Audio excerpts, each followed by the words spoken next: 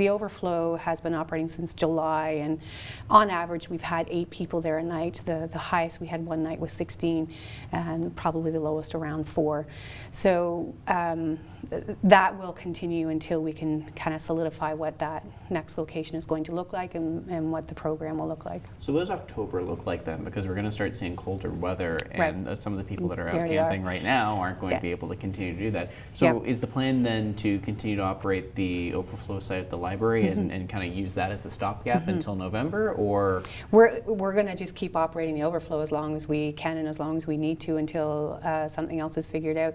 Again, staff from all different organizations are doing outreach at now Emmanuel East Church, trying to talk to people. Okay, what is your plan for September 30th, and what can we do to support you to make that plan happen? So whether it's, we do have some vacancy in some of the shelter beds as well too. So if there's beds available, if there's youth, and if there's beds available at the Yes Shelter, then that's where we would direct people. But right now I know there's openings at Brock Mission as well.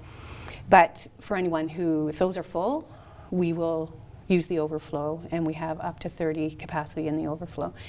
What will also happen too is, and we've done this for years, is how we've kind of managed our system in the past, is if the shelters are full, if the overflow is full and we get to that point, we have some motels that work with us, and we would work with them on temporarily having people in motels if we need to.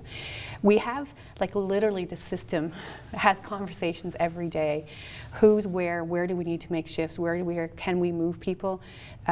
Overflow is, again, a great temporary solution. Shelters are also a great temporary solution.